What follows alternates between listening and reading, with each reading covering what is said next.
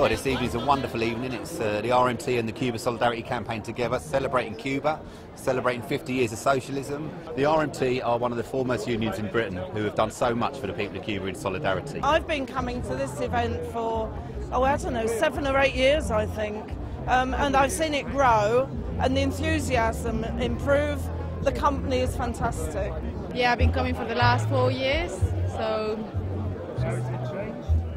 Yeah, obviously every year is more people come along and obviously seeing new faces as well. It's part of the season, really. It is, yes. Henley, it's Wimbledon, it's the RMT Garden Party.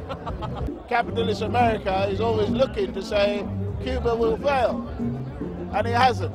So really we need to actually celebrate that success and continue to do so. We've been strong supporters of Cuba for some time now, and we feel passionate about it, and as do they.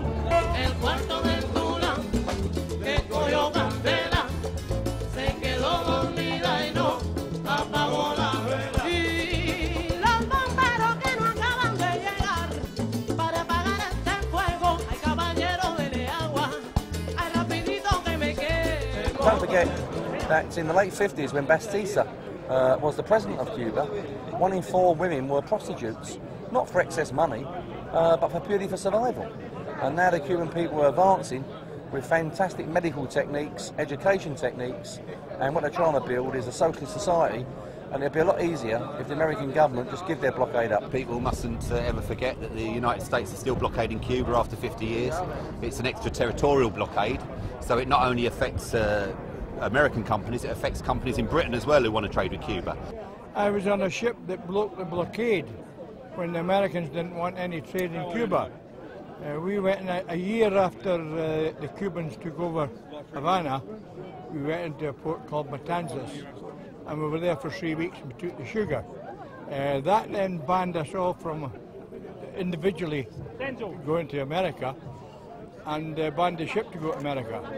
Interesting enough, we went then to the sugar to Red China, which got us another ban from the Americans. The change in the relations with Cuba will only start to be realized and recognized when they lift the illegal blockade of Cuba, when they release the Miami 5, when they remove the illegal base that they have in Guantanamo. When I was a prisoner, been a prisoner in England and Ireland and in Europe, Cuba was a massive inspiration to me.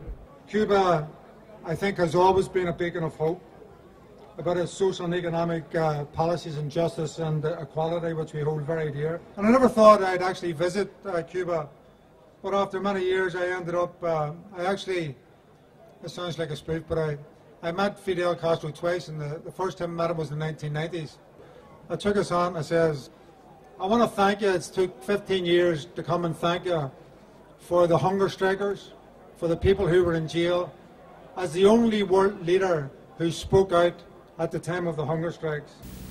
Que los patriotas irlandeses están escribiendo en estos días una de las páginas más heroicas de la historia humana.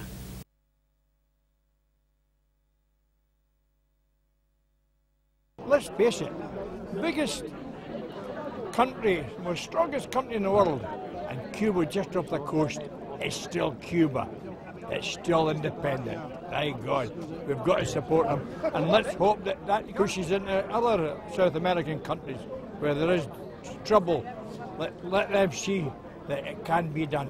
This small country, who are of no harm to anybody and offer no threat to anybody, except, of course, in their ideology of putting people before profit. And brothers and sisters, what are the Cuban people asking for? The Cuban people have been asking to be left alone. They've been asked to have stopped this illegal blockade that's taking place on them. And if they want to give their kids a decent education, then why shouldn't they? And if they want to build homes, why shouldn't they? And if they want to get the medicines that's around the world without being illegally stopped from coming on, why shouldn't they? And I'll tell you the reason why. Because the beacon of Cuba, they're petrified, the American government, that if people see what's taking place in Cuba, which extends the livelihood of working people, then American people might start asking for the same